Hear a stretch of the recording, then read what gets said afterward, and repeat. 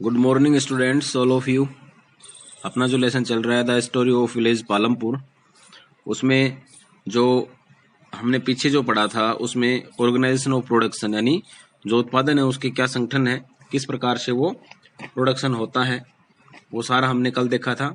कि भाई जैसे physical capital, fixed capital, working capital, है ना। ये बहुत सारी ऐसी चीजें हमने देखी थी और जो लैंड है वो क्या है, फिक्स्ड है। अब इसमें हम इसी आगे देखेंगे इसके हिस्से में कि is there a way one can grow more from the same land, यानी ऐसा क्या कोई तरीका है जिसपे ज्यादा से ज्यादा यानी ग्रो मोर यानी अधिक उत्पादन कर सकते हैं हम उसी भूमि पे, ऐसा कोई तरीका है। तो इसमें क्या है, in the kind of crops, ground and facilities available, Palampur would resemble a village of the western part of the state of Uttar Pradesh. यानी जिस प्रकार ये जो क्रॉप्स है, ग्राउंड होती है, ठीक है, जो वहाँ अवेलेबिलिटी है कहाँ पे, पालमपुर में, वहाँ ये पालमपुर जो है ये कहाँ पे है, western part of state of Uttar Pradesh. यानी ये विलेज उत्तर प्रदेश के पश्चिमी एरिया में है, पश्चिमी भाग में है, और उस भाग में ये गांव लगता है। और वैसी जहाँ जो फैसिलिटीज है वैसी वहाँ पे क्रॉप्स, ग्राउंड होती हैं। All land is cultivated in Palampur, यानी जितनी भी जो भूमि है वो सारी कल्टिवेटेड लैंड है, यानी सारी पे खेती की जाती है। No land is left idle, यानी कोई भी भूमि बेकार वहां पे नहीं है। ड्यूरिंग द रेनी सीजन, यानी बरसात के सीजन में, यानी खरीफ, फार्मर ग्रो ज्वार एंड बाजरा, यानी जब खरीफ की जो फसल होती है वो बरसात के सीजन में उगाते हैं, जिसमें क्या उगाते हैं, ज्वार और बाजरा। These plants are used as cattle feed, यानी ये जो फसल है ये पशुओं के चारे के लिए यूज की जाती है। It is followed by cultivation of potato between October and December, और वो पोटैटो यानी आलू की खेती करते हैं कब, अक्टूबर और दिसंबर में, अक्टूबर से दिसंबर में। इन द विंटर सीजन यानी रबी सीजन में, जब सर्दियों का सीजन आता है तो field are sown with wheat, यानी खेत जो है वो गेहूं से भरे हुए दिखाई देते हैं। From the wheat produced farmer keep enough wheat for the families consumptions and sell it the surplus wheat at the market at Raiganj, यानी जो गेहूं जब ये ग्रो करते हैं, उत्पादन करते हैं, तो उसमें क्या करते हैं कि अपनी फैमिली के लिए तो रख लेते हैं जो जितना इनको जरूरत है, और बाकी जो सरप्लस है, जो अधिक है, उसको रायगंज के मार्केट में, क्योंकि रायगंज इनके नजदीक एक टाउन है, वहां पे ये इसको सेल कर देते हैं। A part of the land area is also devoted to sugar cane which is harvested once every year, यानी साल में अगर ये देखें तो एक जो भाग है खेती का, उसमें ये गन्ने की खेती करते हैं और उसको वर्ष में एक बार ये कटाई कर लेते हैं, उसको काट लेते हैं। In its raw form of as jaggery is sold to traders in Shahpur, यानी ये जो गुड़ होता है उसका जो कच्चा भाग होता है गन्ने का, उसको गुड़ के रूप में शाहपुर के जो बिजनेसमैन है, व्यापारी हैं, उनको ये ट्रेडर्स जो हैं उनको बेच देते हैं। The main reason why farmer are able to grow 3 different crops in a year in Palampur is due to well developed system of irrigation, यानी पालमपुर जो है उसमें साल में जो फार्मर्स हैं वो 3 टाइप्स की डिफरेंस जो क्रॉप्स है उसको इसलिए पैदा कर लेते हैं क्यों करते हैं वो यहाँ पे,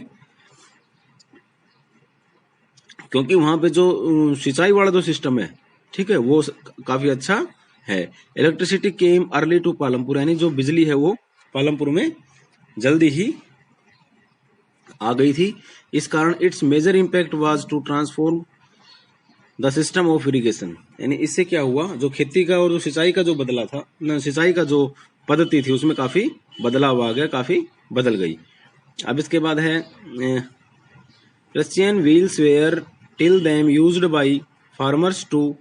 draw water from the wells and irrigate small fields, यानी इससे क्या हो गया कि जो किसान है वो अपने जो भी खेत है या छोटे खेत है उनमें अच्छे से उनमें पानी दे सकता है। पीपुल सा the electric run tube wells could irrigate much larger area of land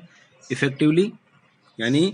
जो इससे क्या हुआ कि काफी प्रभावी ढंग से, काफी इफेक्टिवली ढंग से जो किसान है वो अपने जो खेतों के अंदर इसको सिंचाई कर सकता है, पानी दे सकता है। The first few tube wells were installed by the government, जो पहला जो नलकूप लगाया गया था वो गवर्नमेंट यानी सरकार के द्वारा लगाया गया था। Soon however farmers starting setting up private tube wells, इसके बाद जो किसानों ने अपने कुछ प्राइवेट ट्यूबवेल्स, प्राइवेट जो मतलब पर्सनल कुएं लगा लिए।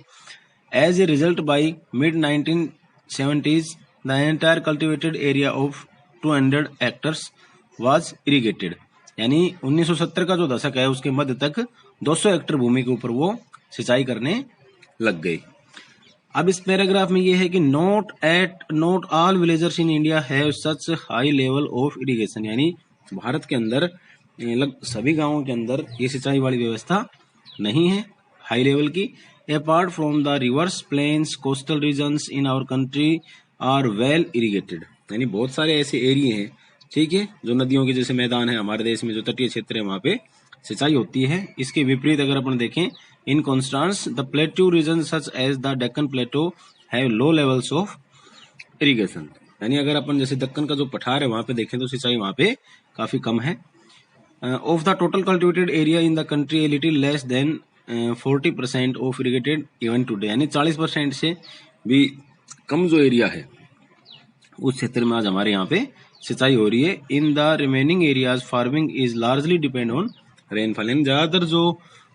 खेती का कार्य है वो किस पे डिपेंड है, अभी भी रेनफॉल पे, यानी वर्षा के ऊपर डिपेंड है। अब इससे आगे का क्या पार्ट है, आगे के पार्ट में है to grow more than one crop on a piece of land during the year is known as multiple cropping, यानी एक वर्ष में जब कोई भी फार्मर है वो अपनी फसल को मल्टीपल यानी बहुविधिक फसल प्रणाली जब पैदा करता है, एक साल में किसी भूमि पे एक से ज्यादा फसल पैदा करते हैं तो उसे क्या बोलते हैं अपन, मल्टीपल क्रॉपिंग, यानी बहुविधीय फसल प्रणाली। It is the most common way of land, it is the most common way of increasing production on given piece of land, यानी ये एक सबसे अच्छा तरीका है भूमि के ऊपर ज्यादा से ज्यादा प्रोडक्शन करने का, ज्यादा से ज्यादा उत्पादन या उपज बढ़ाने का। All farmer in Palampur grow at least 2 main crops, many are growing potato as a third crop in the past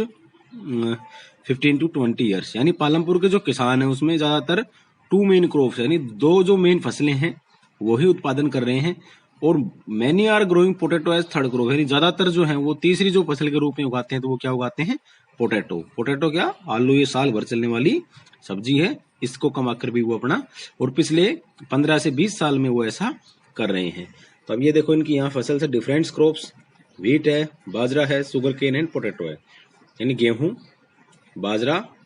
sugar cane यानी गन्ना जिससे गुड़ बनता है, और पोटैटो ये उनकी तीसरी जो थर्ड फार्मिंग, तो तीसरी जो खेती है वो ये है। अब है लेट्स डिस्कस, चर्चा करते हैं। इसमें है the following table 1.1 show the land under cultivation in India in units of million hectares, यानी 1.1 जो भाग दिखाया गया है उसमें 1 मिलियन हेक्टर इकाई जो भारत में है वो कृषि क्षेत्र दिखाया गया है, ठीक है। अब है कि प्लॉट दिस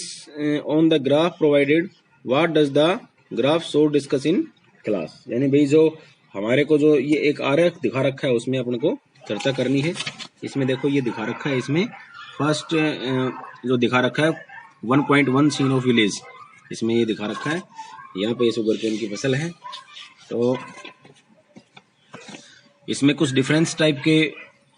फिगर्स दे रखे हैं। 1950 के अंदर कितनी मिलियन हेक्टर्स भूमि जो कल्टीवेटेड थी, कृषि की थी, यानी 120 थी, और अब 2008 में बढ़ के वो 140 हो गई है, ठीक है। अब इसके बाद अगर अपन देखें, जैसे दूसरा देखें ग्राफ, एक और आरेख दिखा रखा है यहाँ पे, इसमें 1950 में बढ़ोतरी और 2008 तक ये बढ़ती हुई कितनी ज्यादा आगे चली गई। और अब इसमें आता है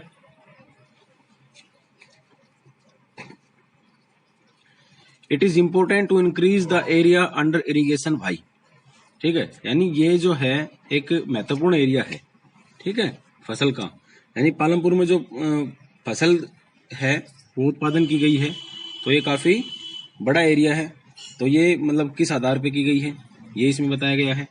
ठीक है। और इसका जो बाकी का जो हिस्सा है, आगे का जो पार्ट है वो हम इसमें कल देखेंगे, किस प्रकार से मॉडर्न फार्मिंग जो मेथड्स हैं, आधुनिक जो फार्मिंग के तरीके हैं वो क्या हैं। तो आज के लिए हम इतना ही पढ़ेंगे। इसमें मैं आपको क्वेश्चन दे रहा हूँ, उसको आप अपनी फेयर नोटबुक में करना है।